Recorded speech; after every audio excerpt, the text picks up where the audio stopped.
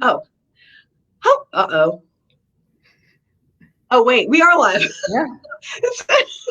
It did say an error occurred, so I'm like, wait, what? No. Okay, but we're good. Okay, yay, we're here. Hi, my name is Chrissy Hodges, and I am the founder and executive director of OCD Gamechangers, a nonprofit. I'm also the author of Pure OCD, The Invisible Side of Obsessive Compulsive Disorder, yay! And I am a certified peer support specialist. I work with people worldwide to provide support and normalization for what they go through with OCD, as well as refer people to OCD therapists all over the world to help them get treatment and help for OCD. My guest today is Mrs. Kimberley Quinlan. Go ahead and introduce yourself. Well, I am Mrs. Kimberley Quinlan. I have not been called that for a while. Yes, I don't know why I said that. It was the Southern coming out in me, girl. Yeah, no, I'm cool with it because it's true. It's true. It's we'll fact check it, and it's true. I am Mrs. Kimberley Quinlan. I'm a licensed marriage and family therapist. I have an Australian accent, but I am an American and an Australian. I have a private practice in Los Angeles where I treat OCD and any OCD related disorder, and in addition, eating disorders. And in addition, I am the founder of cbtschool.com, which is an extension of the work that I do. Ultimately, my goal was to provide people who don't have access to care to an education portal where they can learn how to do exposure and response prevention. And then I also have another one for body focused repetitive behaviors. So that's what I do. Excellent. Kim is also a member of OCD Gamechangers board.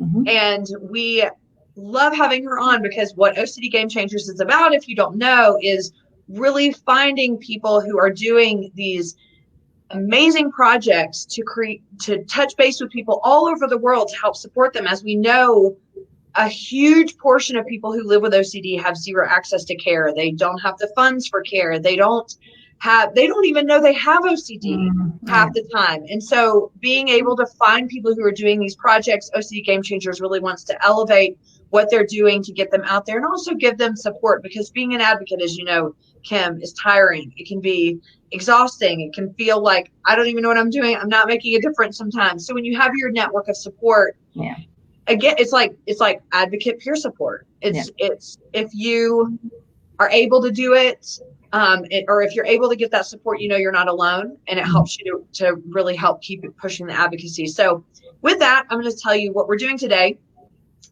Gamechangers started these fireside chats as soon as the COVID crisis happened, about 7 weeks ago. And hold on a minute. Wait. You're here. I see you. Okay. Kim, you talk for a minute about OCD Gamechangers or yourself while I figure this out. Sure. So basically, I think what you were saying is we are here as advocates to help each other out and support each other, and to ultimately help other people to consider and be inspired to be a game changer themselves. Because this is sort of, the cool thing is now everybody is willing to talk about it, right? You being one of the most, Chrissy. And I think by talking about it, we actually get a ton of information out. Game changers rock.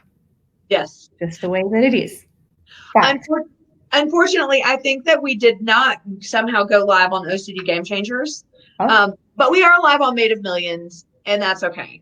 So that's what the warning came up where I was like, what, when we first started, but we're okay because we're still going live. And what I'll do is I'll share the our video on OCD Gamechangers afterwards. And that's what we're going to do. Yeah. So with these fireside chats, all we're doing is talking about how this has impacted us, how it's impacted us personally, but also impacting our community, because I think it's super important when we're going through something together that none of us have ever gone through before. It's so unprecedented to help people feel like however they're feeling is okay. Yeah. Because a ton of emotions are coming up for all of us. And let's start with you. How have you been feeling through all this? Okay, so first of all, before you start, this all started right after you were in Denver. I know. Right after all of us were just like, oh, coronavirus. No, that's not true. That's actually not true. I'm the fact Well, checker. I know you were like, yes, this is the thing. And I'm like, Kim, no, it's not. I think of everybody. I'm not usually a person to panic, but I was even getting concerned there. So you're right. Then we came home and everything just happened, right? We got in. That was so lucky to get in when we did. But yeah, since then, and that was the hardest part, is like, you come home on this great high because of the game changers, and then all of a sudden the world changed. I know. And the interesting thing is I really never even typically after a big event like that, I would kind of bask in it and feel good, or I'd feel sad, or all the emotions that come along with something big. And it was just like, oh, wait, the world is different than it was before Game Changers. And that's, luckily, I think we all went out on being able to hug and like socialize. We went out with a bang. Hugs for everybody. Yeah, it was great. So how have you been feeling? It's been like 7 weeks now, 6-7 weeks. What has the progression been like for you emotionally? So I got back from Game Changers and I was hearing about this, and I think I actually thought it was going to blow over really fast. I think I actually was in a great deal of denial. Like, I remember calling my mom and being like, they're saying they're going to close the schools. Isn't that crazy? But not actually thinking they're going to close the schools. So that Friday afternoon when we got the message, like, do not bring your children to school, we all scrambled. The interesting thing is my husband also works he works in the entertainment industry, where you're in booths right next to people. So he was immediately home. So we went from having no one being home to everyone being home. I actually, for the next week, went to work. I kept going to work. But the thing about that was, not only was I dealing with the anxiety of homeschooling, I wasn't homeschooling, my husband's doing that, thankfully, but not all of this change. But the thing that week was actually going back and forth on whether to do a virtual practice, right? Mm-hmm. All the therapists were on Facebook and texting. Do we stay home? Do we go? And that week was not even about coronavirus to me. It was completely consumed with, what do I do with my clients and how, what would be in their best interest. It became really, like, everybody seemed to be doing online. So I immediately went online And you've never done online before? Oh yeah. But my house is not set up for online therapy. Got it. Yeah. And my kids are not set up for online therapy. Like, they like to make lots of noises. So it was an adjustment. I'll tell you, I was working from our bedroom and then that wasn't working. So we actually moved my son out of his room in with his sister, like jammed them in so I could have his room as an office. That didn't work. So then we made an office. Like, we actually created an office, which is where I am now. Oh my goodness. Yeah, there was so many troubleshooting that had to happen. Emotionally, the first week was, it's hard for me to be honest, if I'm going to be honest. I don't even think I know how I was emotionally, because I was in get it done mode. I think I actually may have shut down a little bit at that point. But I mean, shut down.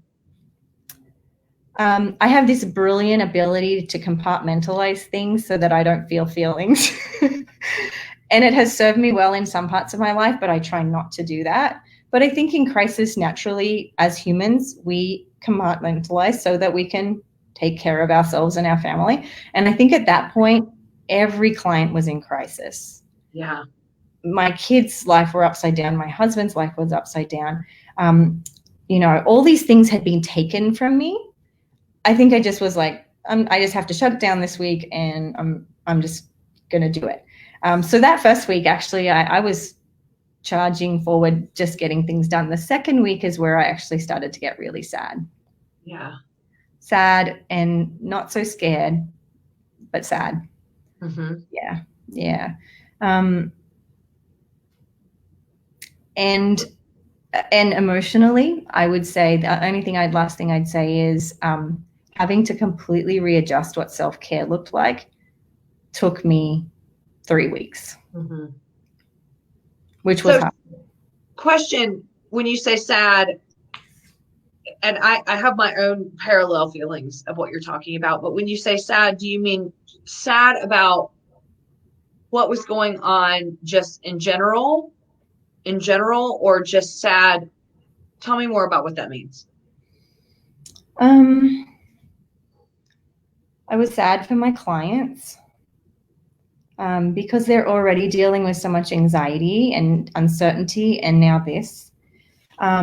I was sad because I was seeing, of course, seeing New York, all the newspaper stuff was on New York at that point.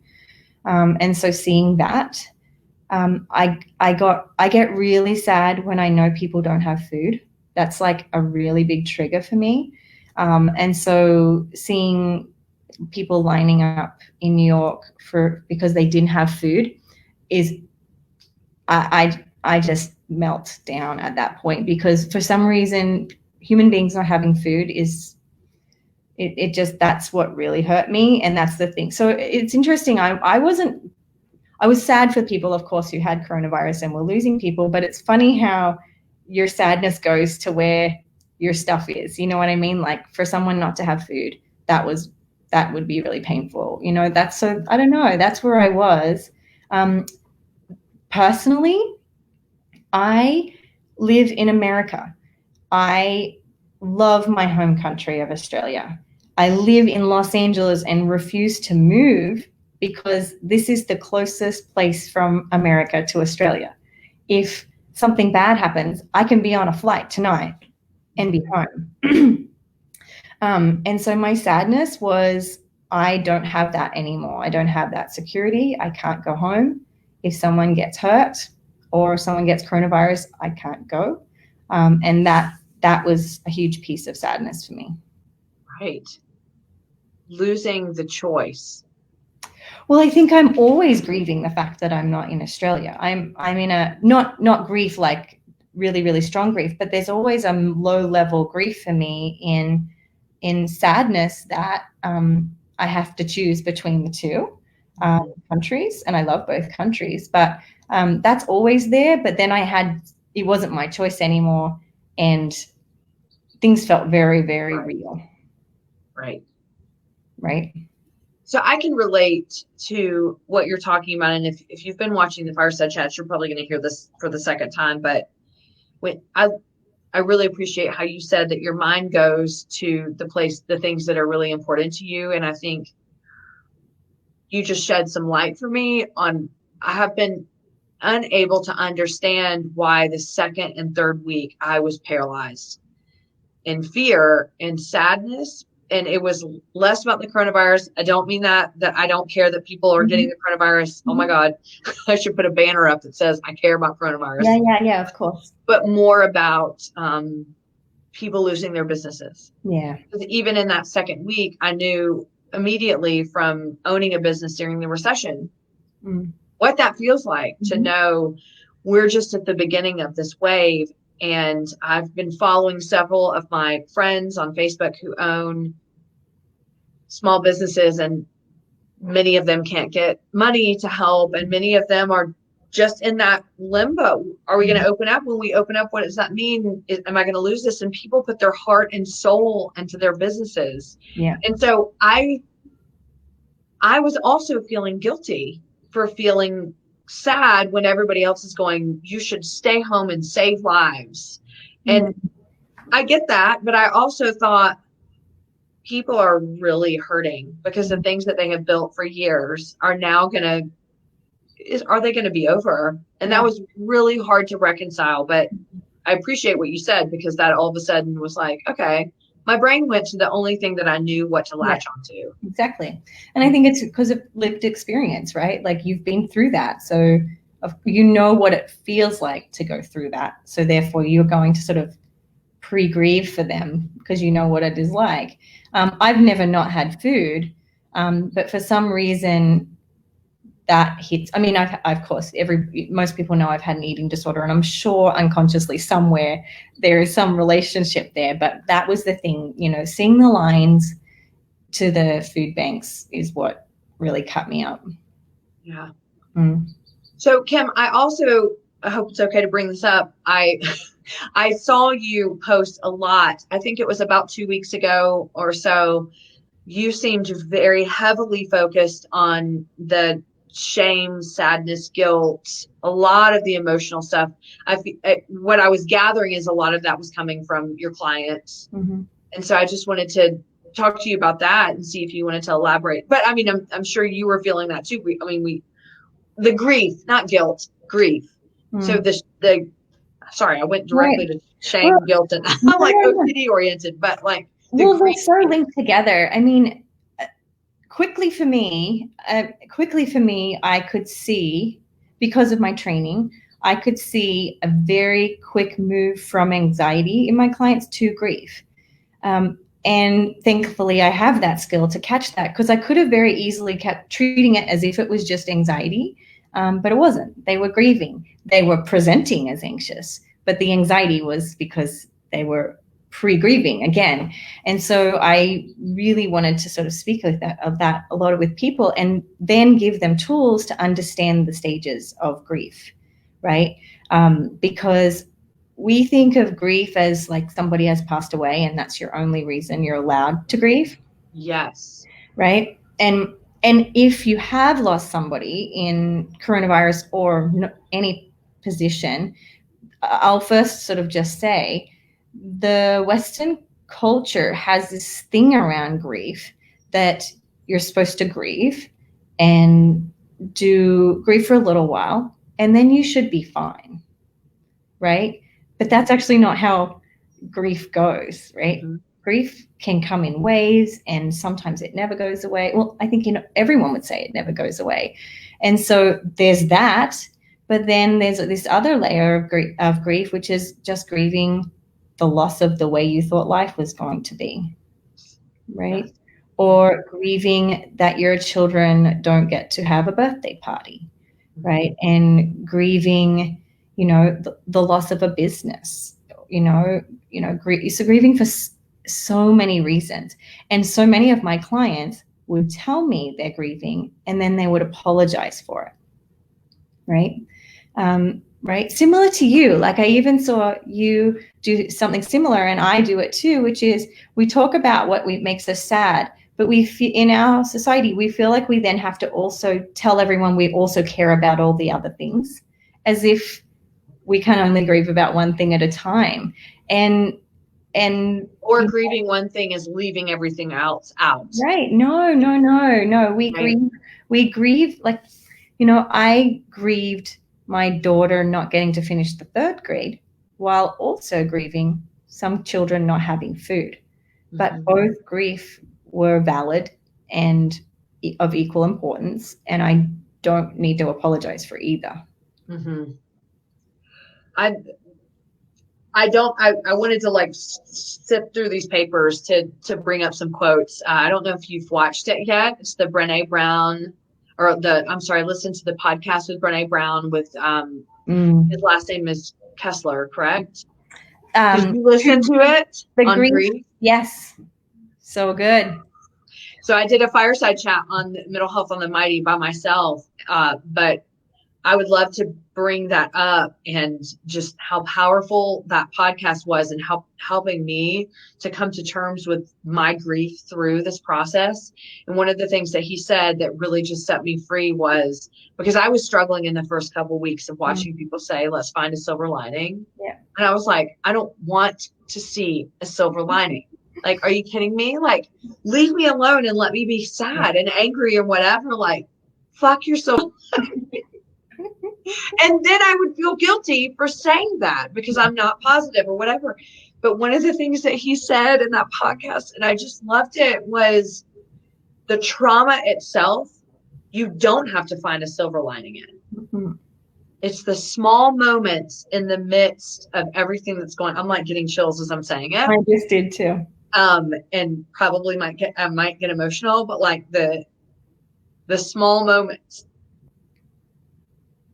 that we find like during all of this, in the midst of feeling like everything is out of control, those are the things that when we look back, I'm not going to say like, thank goodness for the coronavirus and thank goodness for all of this to happen. But what I can say is thank goodness for the opportunity I got for Kim and I to have this conversation, or for, for Sean and I to be able to spend, like, readjust our time together when before that wasn't a priority or something. And I love the reframing of that, because I feel like because we are such a social media society now, let's spin everything positive, because I want you to think my whole life is positive and everything is so great.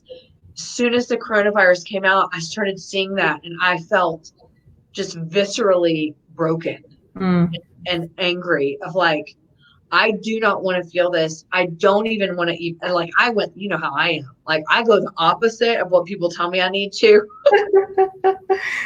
And I wanted to venture into the dark side almost, just so I could feel like I could connect with myself and validate it. That was really hard for me. Yeah. Well, I think that's a big piece around grief, right? Is because so often we get stuck in grief because we don't acknowledge that we're in it, right? Number one, but then we sort of like judge ourselves for being in it too. And I think when you just validate it, it's not that it passes, but it softens, right? It softens. When he said that to you, something softened in you. I know. Right? Because it was permission. It was permission to be angry at what was going on, but still be able to get comfortable inside of that anger. Because when you get comfortable in whatever emotion you are, like, the width that expands on how much you can move and be free. That's the way I look at it. Right. Yeah, but I think, and I think that's maybe I'm reading it wrong and you can tell me, is I think that we don't want to grieve because it's painful. And I think the people who are like, let's set a silver lining, or let's get flat abs during coronavirus. No kidding. They are just trying to speed the grief process up. That's all they're doing, right? They're just like, because what are the stages of grief, right? You've got denial, right? And anger, right? And bargaining and depression. And then we move into acceptance. But all of those can go in any order, right? But we get to like anger, and then we're like, okay, we got to shut this down. I got to get positive, right? But that actually that stops and slows your grieving process down, right? And then, of course, as he discussed, there's now a sixth layer to grief, which is making meaning, right? Yes, I'm glad that you brought that up, because I was in my head going, what was the sixth one that making meaning, and he added that, right? So Kubler-Ross created the first five with him. He added that once she passed away because he had lost a family member. Now, again, I think that's what people are doing, is they're going, let's find the silver lining, because I want to get to making meaning. I don't want to do all that stuff in the middle. I just want to get there, right? And so I think for some people who have a lot of grief or don't do well with some of those emotions, going to that making meaning is probably a good idea, given what they can hold emotionally. But for other people, they're like, do not slow me down out of these stages. I need to do every single one. And I'm that person and you're that person. And I think that's cool. I think we should do it that way. Let me ask you a question, because I think what you brought up was really important, and I would love to get your take on it as a human being and even a therapist, if you're willing to share. I am both of those things. What is it, Kim, about anger? What is it that when people get there and when they feel it, they go, oh, wait, no. And I think that your perspective also could be really good to hear, because if you do have like the different cultural from the opposite ends of the world perspectives on it. Why do people resist anger? Oh, girlfriend, you do not want to ask me this question. I do. Let's go. We got time. Well, okay. I was hoping you weren't going to ask this question, actually. You don't have to go into it if you really don't. It's fine. It's fine. I'm open book. I am not the best person to ask that question, but because of that, I'm probably the best person to ask that question. I suck at anger, right? My whole life, I suck at anger. I think, I wouldn't say culturally in Australia, anger is bad. I think Western culture altogether, anger is bad, particularly for women, right? Politically, yes, we're supposed to be kind and smile and agree, right? And ask what I can do to help you, right? Mm-hmm. Generally, I'm speaking very general. So anger is not encouraged. And we know that with males, it's more encouraged and it's a sign of strength. I, throughout my life, got many messages that we are never to feel angry. And that's why I suck at anger, because I've had very little practice. Mm-hmm. The reason I told you, I'm an open book, but the reason I said I'm not the person to ask this is I'm actually in this very moment working through multiple angers. Good. Yes. I like that. Multiple very large angers that I have so many thoughts on this, so you stop me. I asked the question, the floor is yours. Okay, so about me, I suck at anger. I go from 0 to 100. Literally on Tuesday, I acknowledged that I have a temper. Just this past Tuesday? Just on Tuesday. I have a temper, and I have denied it for the extent of my marriage. On Tuesday, I went to my husband and I said, I would like to acknowledge that I have a temper problem. And he said, thank you. He's like, wait, what? He's like, thank you. No, he's like, what? It took 17 years. How did that feel to acknowledge it? Huh? How did that feel to acknowledge it? So good. But I think I've acknowledged it before, but I didn't want to believe it about myself, because I believe that I am, for anyone who knows me, I want to be kind, and I resonate with compassion. That's my love language.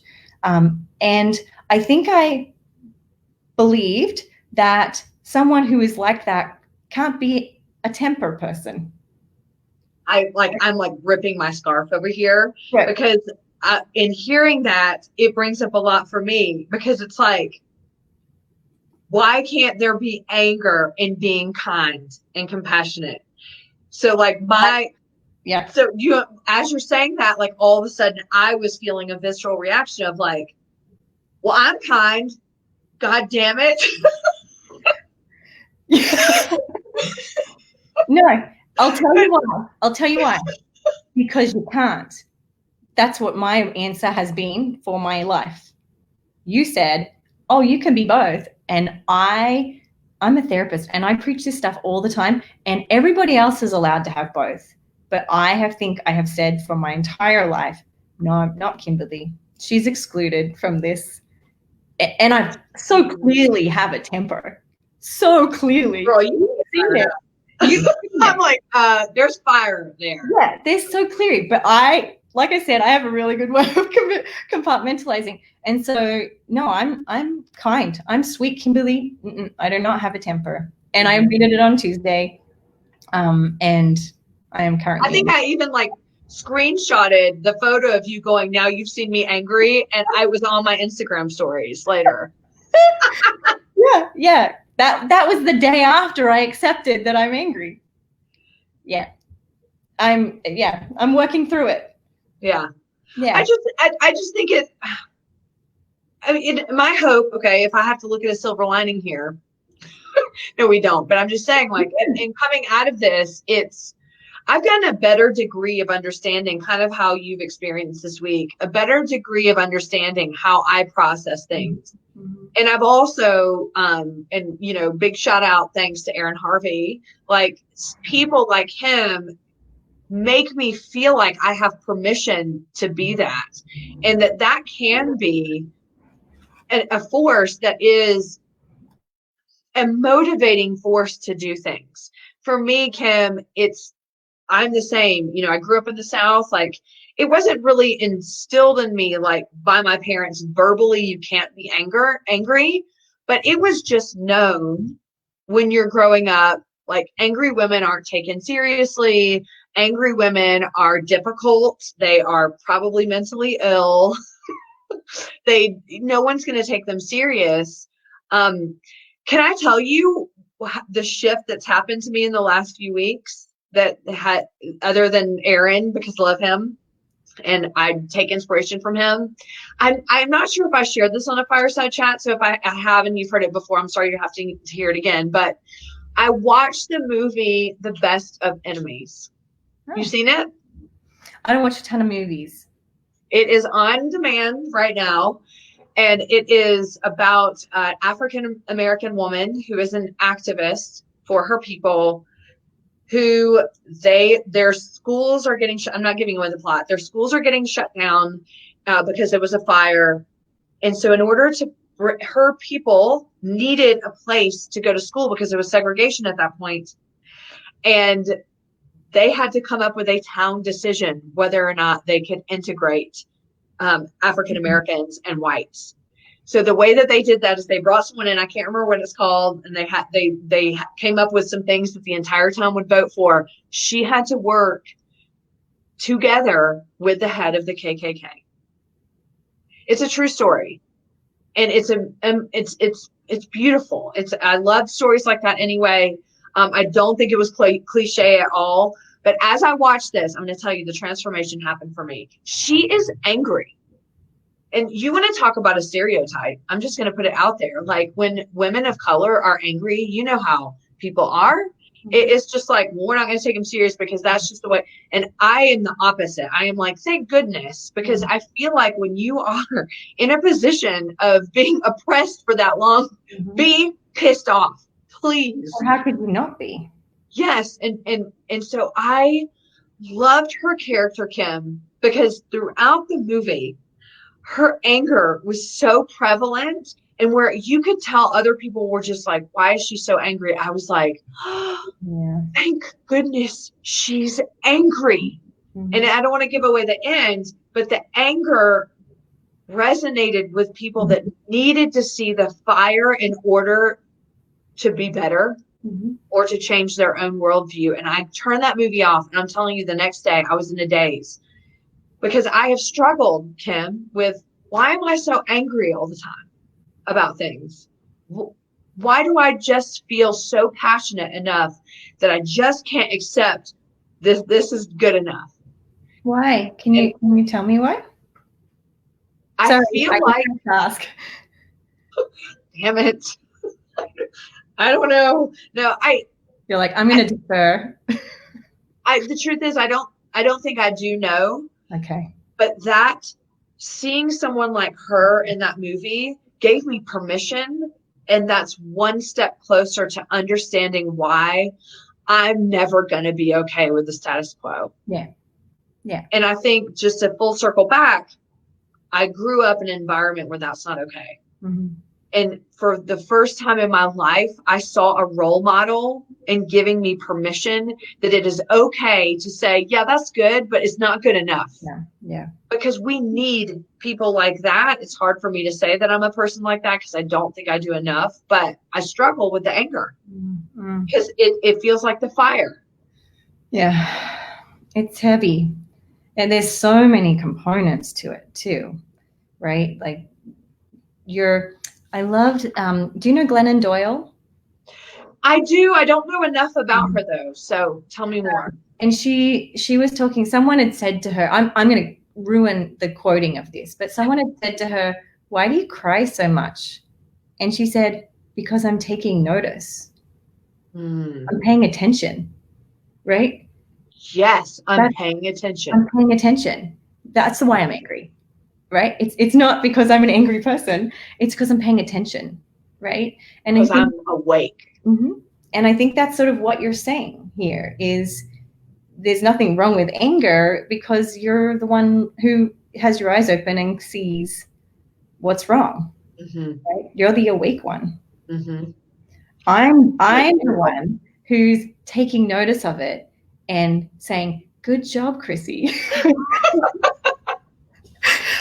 You can be angry, not me. I heard you had a temper. I do. I'm saying that's how I've been. That's how I've been. And I would, what's funny about role models around anger is you and I had a conversation not long ago on the phone, and we were angry about something.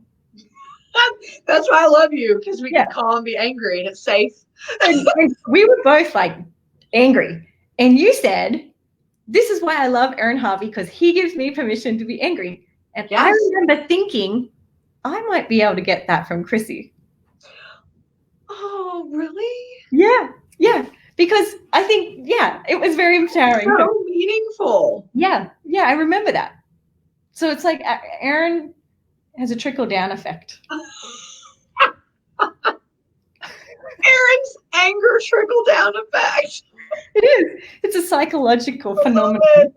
I love that. I can't wait to tell him. Yeah. And I'm going to give it to my daughter, and she's going to give it to her daughter. Thank you. That really means a lot to me that I can't even process how deeply I feel that. Yeah, I do. It's true. I think that conversation was a catalyst for Tuesday. Should I reach out to your husband? No, I think he's relieved. He'll say, "You're really angry." And I'll say, "I am not angry." And that's a really conflicting person to speak to, right? So I have another question that's going to dive deeper into this. I love this. This is why I love Fireside Chats.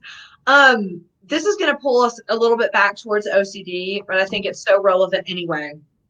Kim, one of the things that when I'm meeting with people and also my own life and living with OCD, I, other than, as you know, how much I try to embrace anger or whatever, but it wasn't always like that. There was always a huge fear for me to dive into sadness. So grief, same way, sadness, loss, things like that. Mm-hmm. Those terrified me more than, how people experience loss, and they sometimes immediately go into the feelings, but sometimes they get in denial or whatever. But for someone with OCD, especially my younger years, I avoided sadness and grief. Like I would do anything to avoid it, including anger, not as much. And I find that that's the case with a lot of people that I'm supporting through peer support as well. Mm-hmm. Do you think that is something that just has to do with OCD, or is that a defense mechanism? What are your thoughts on that? I've always wondered, just so you know. Well, I won't assume that I'm the know-all of everything, but I'll give you my opinion. I think you're the know-all today, for sure. Got it. Will fact check me later, right? From what I see and what, particularly with my clients, is I think that people hit a pain threshold and a pain tolerance threshold where if you're dealing with something like OCD and you add on sadness, that's too much. You naturally, humans have safety behaviors. We all have them. Safety behaviors are things that humans do to protect ourselves from death, ultimately, but pain in the meantime. And we all do them, right? We all do them all day. And none of them are because we're weak or faulty or we don't have the skills. Everybody's doing a safety behavior in some way as a way to continue to exist. And that's okay. And it's okay because we have a pain threshold, right? It's the same with eating disorders. I'm sure it's the same with many other disorders. Is there are things that you, at some point, you do have to sort of prioritize where you put your attention, and you can't give it to all the things, because that would be what we call backdraft. In self-compassion language, backdraft is when you open the doors to too much. It's based on a fire metaphor. So if and you probably weren't expecting me to go in this direction. If you have a house that's all locked up on fire, the fire department will not come and open a door, because when they open the door, there's so much oxygen here that the fire actually sucks out onto the firemen and women. Right. It's called backdraft. And so they kind of drill holes to sort of let oxygen in slowly. So energy. They're letting the energy out. Right. So they drill holes around the door and around the whole house. So some oxygen is getting in to protect from backdraft.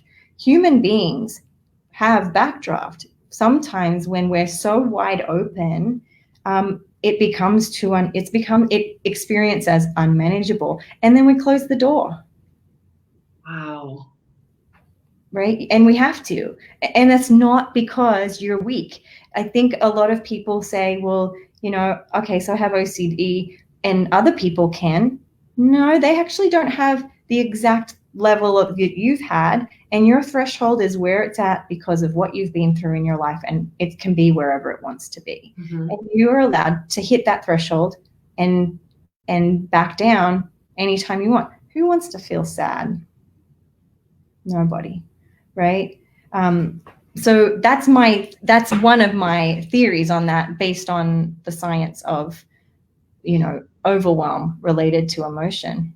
That makes so much sense. And not only for myself included in my whole story of losing a cousin and then completely spiraling down,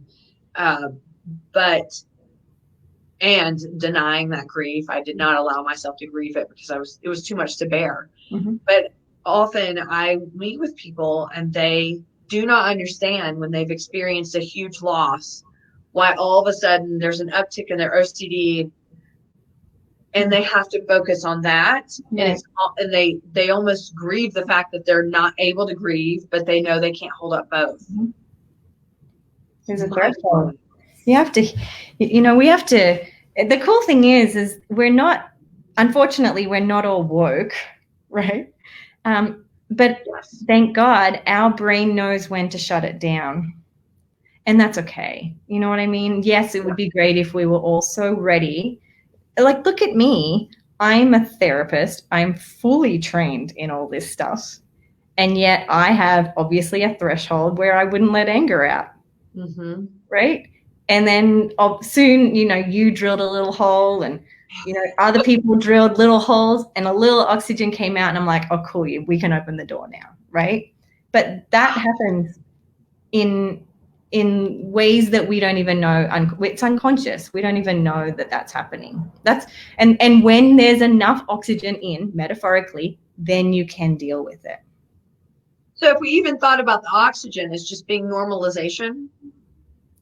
Yeah. And human experience of, like, if people tell you, Kim, it's okay to be angry, it's going to feel, but like, if you were told that from day one. Oh yeah. It would have been nothing. It would have been nothing. That's the normalization of it. Now you and your worldview now, it's, but she gets to be angry and he gets to be angry. And it's almost like you dabble in the emotion and be like, yeah, it feels good and I can still control it. And then it's like, okay, I'm going to dive in. Okay, I have a temper. Yeah. Yeah. I do think that came from many, many drills that had to be put in. I've been working on this for a long time. I mean, I go to therapy. Good therapists go to therapy. I've been working on this for many years. It's taken me that long to drill holes in so that I don't have backdraft when it happens. I'm cool with that. I'm an imperfect human being. I'm also an experiment of humanity, right? So yeah, I think that we can give ourselves permission to, we don't have to open doors to everything. So Kim, before our final thoughts, what are you going to do with this newfound anger? You just wait. Okay. This is a good question. Okay. There's the trickle down here too, because when you give yourself permission to do one thing, you also get permission to do the other things that you've blocked, if that makes any sense. So explain a little bit more. Now that I have accepted that I have a temper, my therapist says I'm not allowed to say that. She says I'm allowed to say I'm experiencing anger. I'm like, girlfriend, I have a temper problem. Let's just be real. Even the word temper is almost negative, which is that's what she said. But for me, actually, for some reason, saying temper, it's not anger, right? It's not anger because I don't know. Temper feels right to me. Like I'm just saying logistically, just that word in general, it's annoying. Like it has to be bad. Like temper. Exactly. So now that I have accepted this newfound trait of mine that I've always had, I think that it's going to allow me now to set boundaries that I haven't set before. Right? I think it's going to allow me to stop apologizing. Good. And I think it's going to allow me to communicate better. Because when I communicate, when I'm angry, and I am angry because I'm a human being, I am talking in a way that communicates that there's a problem, but I'm not angry about it. Right? Which is almost like you're talking around it to try to make sure people know that you're not angry. Right. My husband and I had a fight on Monday, which is what brought me to my attention on Tuesday that I have a temper problem, over ice cream. I'm not lying. It was over who finished the ice cream. And it was big. It was really big. Who finished it? No, he said, I'm going to finish it. Oh. But we had another one in the fridge. Something happened in me, and that's for another fire, that's for another one. But where was I? Ice cream. Huh? Ice cream. And this is a communication thing, because when someone's told they can't feel something, they have to explain themselves on why they're feeling, and they're asking for what they're asking. Now I can just go and say, I'm angry about this. Can we just talk? Instead of having to go around with a smile and a please. And I just go there now and be like, hun, don't eat all the ice cream. That's going to make me angry. Even though there's another tub in the freezer. Well, we've found a solution. We are buying a deep freezer. Oh, that is amazing. One of every single flavor. There will be no anger there anymore. No, I really love that. I love what you're talking about is if you were allowed to feel something and you were allowed to say it and allowed the people to hear it, boom, validation. Yeah. And so what we do is we dance around anger and we never get validated for that feeling, which makes it even harder to have. It's the same as avoidance. Like if the more you avoid it, the more you feel like it's bigger and bigger and bigger and bigger. And that's why it builds. Right. And that is the case for any emotion. People here listening who don't have an issue with anger, you can apply this exact rule to any other thing that you have shame about. You could have it around shame itself. Yes. The shame of feeling shame. Guilt too. Oh, guilt. Right. What is the thing? Like shame, I hate shame. Sucks. I know. But the one thing that makes you shame resilient is to admit that you're feeling ashamed. Mm-hmm. Absolutely. Brene Brown, shame can't live in the light. Mm-hmm. Well, it is Brene Brown is the one who scientifically done that. But I know this, but yet somehow I forgot to apply it to anger. Because there's so much stigma around anger. And I think that you hit the nail on the head when it comes to women as well. And no offense to the men listening. I'm not trying to offend, and I'm not apologizing for that. But I think it is women, and historically, it's just women who are angry are unstable, and they are they need to be able to keep everything together. And I threw that shit out the window years ago, Kim. Well, I'm like 14 years behind you. I can help catch you up. Yeah, you can drill some more holes for me would be awesome. I think I have this week. Yeah. But no, I think that the drill hole and I actually am very comfortable. This is a conversation I was going to have on the podcast anyway, because I struggle with inauthenticity, and because I didn't admit that I had anger, I didn't have to tell anybody. But now that I've accepted it, I'm not going to be a coward here. I'm going to be honest with people. So, who you'll see now is who I am, but I'll be honest about the whole anger thing. I think that you being able to do that you are going to make the trickle effect even bigger, because giving permission for people to be angry will help lessen bottling it up and having worse repercussions down the line of trauma and substance use and things that happen to us when we do. And I can say that substance use wise, bottling up anger for decades, my only outlet was that. And so I so appreciate this conversation. I had no idea it was going to go this way, but because you didn't know that about me, and now you do.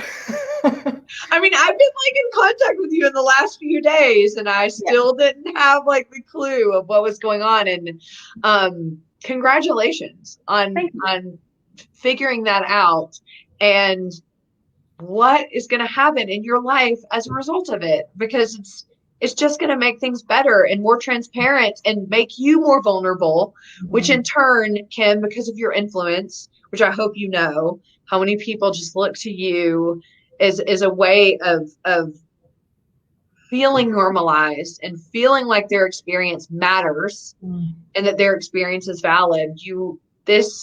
Every single eye-opening experience you have will have the ripple effect on thousands of people. I hope so.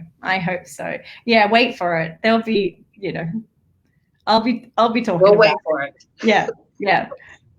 So I would say, in keeping with the theme today, what are some final thoughts that you have for people right now that may be experiencing anger or shame or sadness, some of these heavy emotions during this COVID time, and they don't know how to process and they don't feel validated? What are your final thoughts for them? Well, the direction I'm going to go here is very much related to what I'm immersed in right now, which is writing a book about self-compassion. But that's not the answer. The answer I would give you is this: it is not your fault. And I'll elaborate on that. We humans aren't good or bad in the way that we handle things. It's not, if you have anger, it's not that you're handling it bad. If you have depression, sorry, it's okay. That's my message to take my medication. Mental health always comes first. It's not your fault that you feel depressed. Your depression is a byproduct of the many things that happened in your life that also were not your fault, right? It is not your fault that you have OCD, right?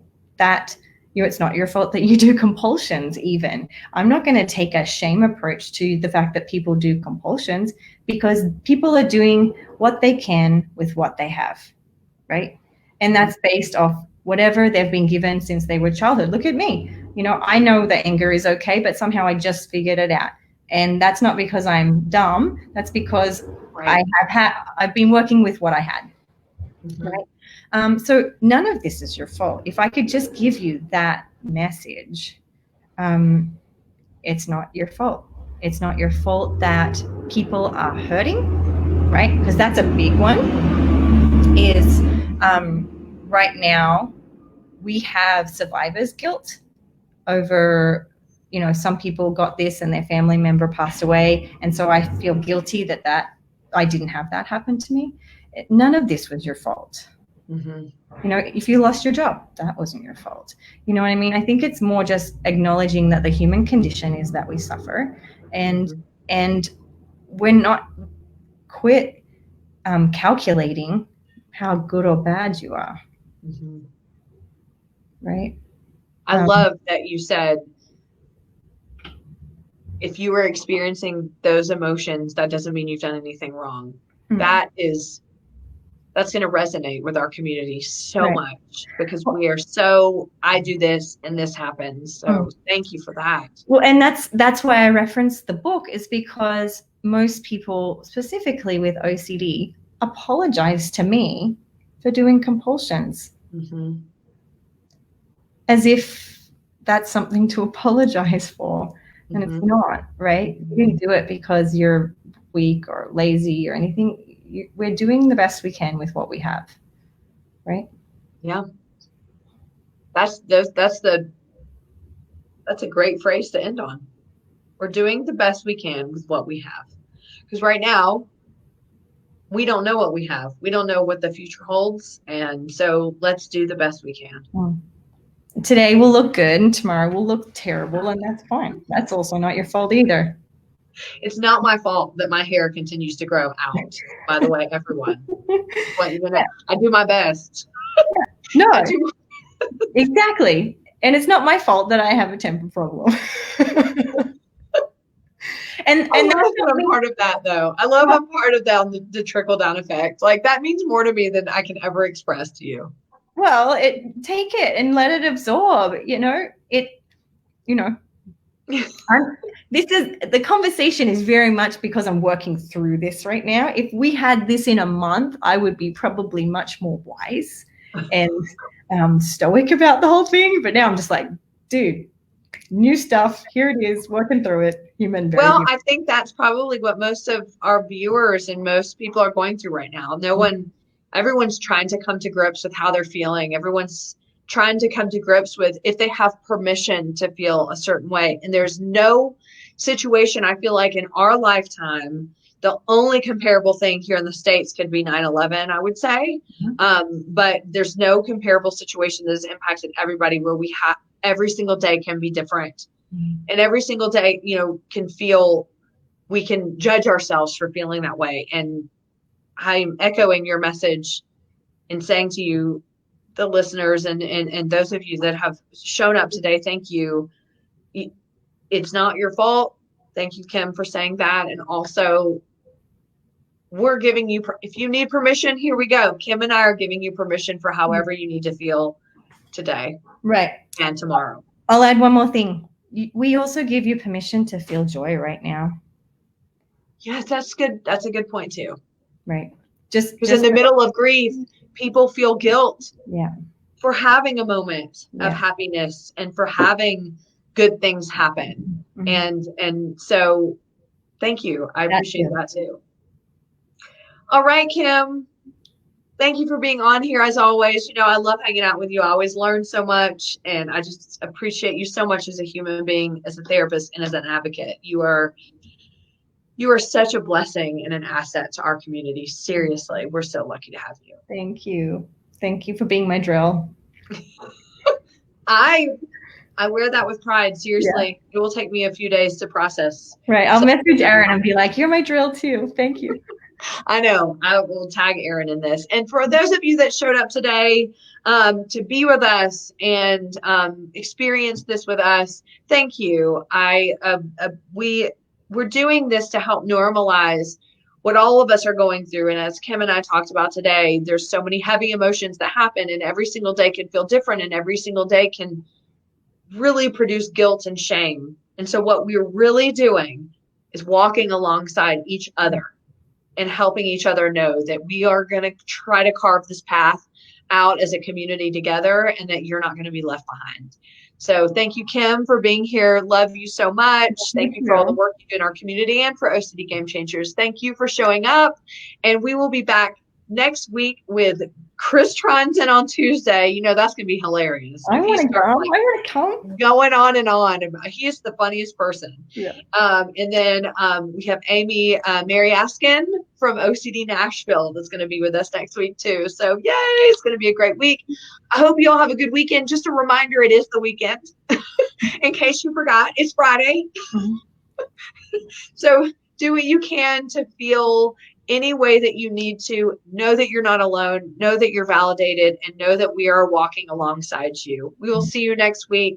Thank you for being game changers, and thank you for being part of our community. And thanks to Made of Millions for always continuing to partner with us. We love you, and we'll see you next week.